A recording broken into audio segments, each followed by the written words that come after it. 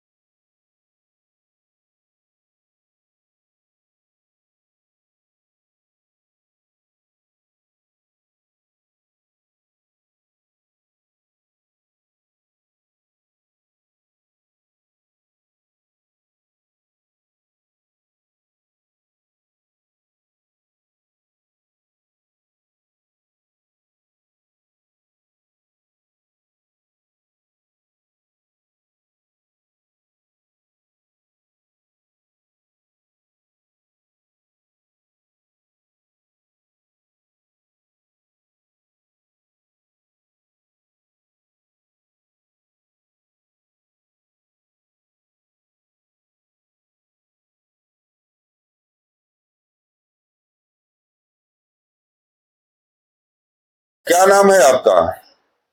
मेरा नाम निगत परवीन। क्या मामला है? किस मामले को लेकर के आप न्यायालय की ओर आई हैं? पारिवारिक जो है मामला है सर। जी। और कहाँ की रहने वाली हैं? मैं मुअज्जम नगर 429/195 मकान नंबर है, वहाँ की निवासनी हूँ। लखनऊ में ही? जी जी सर। जी। थाना सादतगंज, अंबरगंज चौकी लगता है। जी।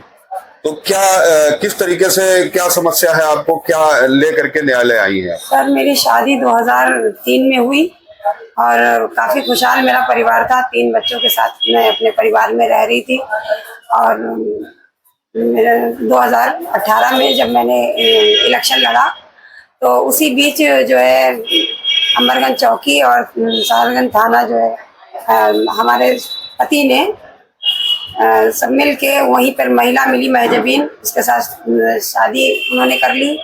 और हमें पता, जब 2 साल बाद जब हमें पता चला तो मैं काफी पीड़ित। किसने शादी कर ली? मेरे हस्बैंड ने। बस दूसरी शादी कर ली? जी सर। जी।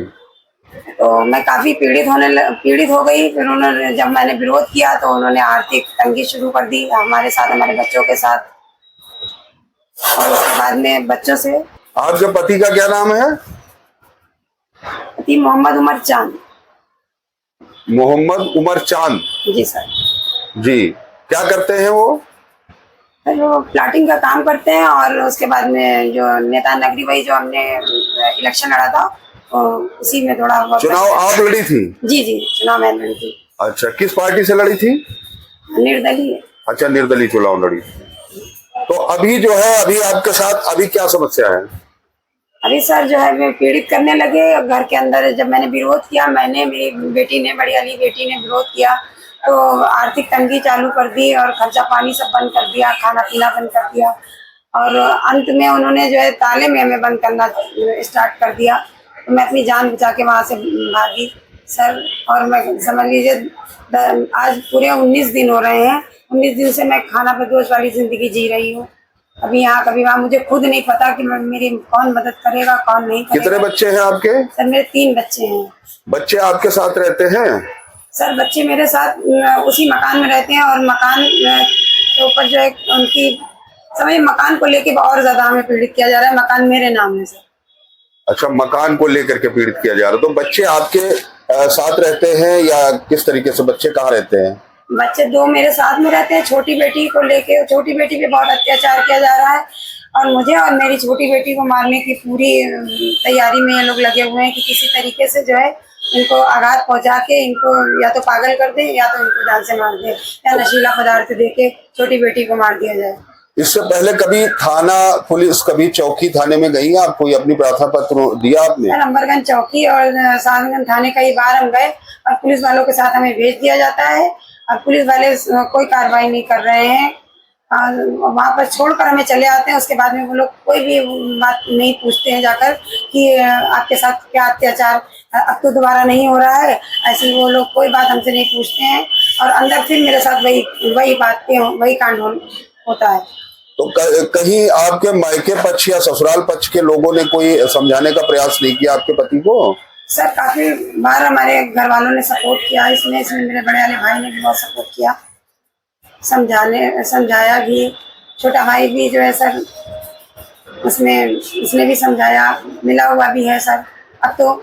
और इस टाइम पे बड़ी बहन ने भी समझाया लेकिन समझने के लिए लोग तैयार नहीं है। अभी जिस तरीके से आपने बताया कि आपके पति ने दूसरी शादी कर ली है, तो शादी को लेकर के जो आपके परिवार के लोग हैं या जो लोग हैं आपके ससुराल पक्ष या मायके पक्ष, सभी को ये जानकारी है? सर इसमें सबको जानकारी है लेकिन कोई भी सामने आने को तैयार नहीं है। सब जो है मोहम्मद उमर चांद का सपोर्ट कर रहे हैं। सर हम 19-20 दिन से निकले हुए हैं और सर ये तो आप भी जानते हैं कि ससुराली पक्ष जब दहेज को लेकर कितना विवाद उठा सकता है तो मकान को लेकर कितना विवाद उठाएगा, बच्चों को लेकर कितना विवाद उठाएगा।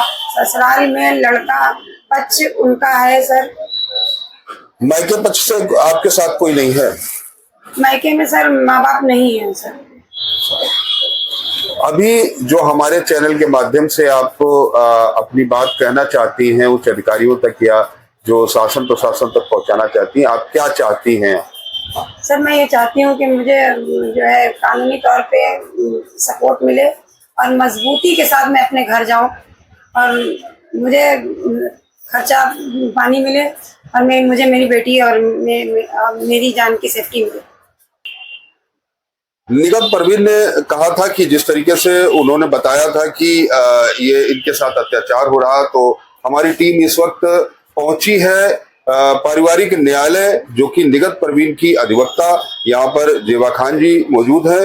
जेबा खान जी, मैं आपसे जानना चाहूंगा कि जिस तरीके से निगत परवीन ने बताया कि वो काफी समय से उनके 2018 वो चुनाव लड़ी थी, उसके बाद से उनके पति की प्रताड़ना वो झेल रही है और जिस तरीके से वो उन्होंने बताया कि उनके साथ बच्चे जो हैं उनको भी प्रताड़ना मिल रही है और उनके पति द्वारा काफी दूसरी शादी भी कर ली गई है। तो आप बताइए कि निगत परवीन का क्या, जिस तरीके से आप अधिवक्ता हैं, तो क्या मामला है? एक्चुअली निगत परवीन मेरे से मिली है कम से कम 1 हफ्ता हुआ है और जब वो आई थी तो बहुत भूखमरी की कगार पर थी। उसने मुझसे पहला सवाल ये किया कि मेरे पास फीस देने को नहीं है, क्या आप मेरी मदद करेंगी? मैं भूखी हूँ और कई दिन से भूखी हूँ। मैं बाबा की मजार पे पड़ी रहती हूँ, मुझे कोई रास्ता नहीं नजर आ रहा क्योंकि मैं भी मानती हूँ बुजुर्ग को और मैं एक लीगल प्रोफेशन में हूँ। मेरा काम है लोगों की मदद करना। ये एक महिला है, पीड़ित महिला है। इसके पति ने 2022 में शादी कर ली या 20 में 22 में कभी भी शादी करी। शादी करने के बाद जब इसने उसका विरोध किया, इसको पता हुआ, जबकि ये एक पार्षद का इलेक्शन लड़ी थी 2018 में, जो मैंने इसके आईडी वगैरह देखी तो मुझे लगी नहीं रही ये वही लेडी है जो कि एक टाइम पहले एक स्टार बनी हुई थी। आज की डेट में इसकी ये हालत है कि भूखमरी के कगार पे है, खाना बदोश जीवन जी रही है, लोगों की दया पे निर्भर है, कोई इसको खाना दे दे, कोई 100 रुपए दे, इस तरह इसका जीवन चल रहा है। जबकि हमारे माननीय मुख्यमंत्री योगी आदित्यनाथ जी महिलाओं को लेकर के इतना सचेत रहते हैं, इतना ज्यादा महिलाओं को प्रोटेक्शन मिलता है, उसी युग में हमारी इस जैसी महिला जो है जो दर बदर भटक रही है, जहाँ पे पति दूसरी शादी कर ले रहा है, पहली पत्नी को बिल्कुल इंपॉर्टेंस नहीं दे रहा है, खाना पीना बंद कर रहा है, मारपीट कर रहा है, और जब इसके साथ मारपीट करी, इसको खाना पीना नहीं दिया, अपने बच्चों को फेवर में कर लिया उसने, क्योंकि जब उसने भूखमरी दी तो बच्चे परेशान हो गए, बच्चे पिता की ओर हो गए, बच्चे भी पिता के साथ मिलकर इसको मारने पीटने लगे। इसको और उसकी छोटी बेटी जो कि 4 वर्ष की है, जन्नत नाम है, उसके साथ भी जुल्म करते हैं वो लोग। बच्चे को माँ से मिलने नहीं दे रहे हैं, बच्चे को माँ को ताले में बंद रख रहे हैं, उसको मार पीट रहे हैं। मैंने इनकी पति और इनकी दूसरी पत्नी वो आती है, इसके साथ मारपीट करती है। इसका पति पत्नी और 2 बच्चे बड़े हैं, वो सब इनको मारते पीटते हैं, इनको ताले में बंद रखते हैं। एक बार इनको मौका मिला तो ये घर से भागी है, एक बार कूद के भागी थी, उन लोगों ने पकड़ लिया। अंबरगंज चौकी जाती है, सादतगंज थाना जाती है, क्योंकि पॉलिटिकल कैरियर उसने अपना बना ही लिया है, वो जा करके सब मैनेज कर लेता है। इन बिचारी को पकड़ के फिर वहीं भेज दिया जाता है और फिर इनके साथ वही दुष्कर्म होने लगता है, इनको मारा पीटा जाता है, इनको भूखा रखा जाता है। जबकि महिलाओं के लिए इतने कानून है, उसके बावजूद महिलाएं इतनी पीड़ित है। जिस तरीके से आपने बताया कि अभी ये 1 सप्ताह पूर्व आई है, तो अभी पारिवारिक न्यायालय में किसी तरीके का कोई मुकदमा पंजीकृत हुआ? जी, पारिवारिक न्यायालय में मुकदमा कल इनका दाखिल हो जाएगा। मैं इनका मेंटेनेंस का मुकदमा दाखिल करने जा रही हूँ ताकि इनको खाने पीने को इनको सुविधा मिले। अभी इनके पास इतना भी पैसा नहीं है कि एक घर लेकर के किराए से रह सके, और इतने दिन से घर से निकली हुई हैं। इनका पति इनको खोज भी नहीं रहा है कि मेरी पत्नी गई कहाँ, जिंदा है कि मर गई है, कोई उसको मदद करे। यहाँ तक कि उसका एक छोटा भाई मुंह बोला, सैफ नाम है, उसको भी मैंने फोन किया कि आप इसको भाभी माँ बोलते हो, आप इसकी मदद करो, अपने भाई को समझाओ। तो उसने कहा अगर मैं इसकी मदद करूंगा तो भाई मेरे से नाराज हो जाएगा। तो भाई गलत है, ये तो उसने मुझे एडमिट किया कि भाई मेरा गलत है, उसने दूसरी शादी की जब से भाभी के साथ अत्याचार करने लगा है। जिस तरीके से निगम ने बताया कि उनके पति ने दूसरी शादी की है, और आपने भी कहा कि उसकी उनके भाई से बात हुई है तो दूसरी शादी की है, तो उसको लेकर के क्या पहले कोई अच्छा आपके पास तो 1 सप्ताह पहले ही आई? पहले इन्होंने बताया कि चौकी में गई थी, इनके भाइयों ने इनकी मदद की, इनके बड़े भाई, इन प्रेजेंट टाइम उनको कैंसर हो गया है, अब वो इस लायक नहीं है कि वो इनकी मदद कर सके जी। और क्योंकि पैसे में इतना दम होता है कि इनकी जो भाई है छोटा वाला जावेद नाम का, वो उस बहनोई के साथ लगा हुआ है क्योंकि वो उसके साथ प्रॉपर्टी का काम करता है। जी जी, बहुत बहुत धन्यवाद।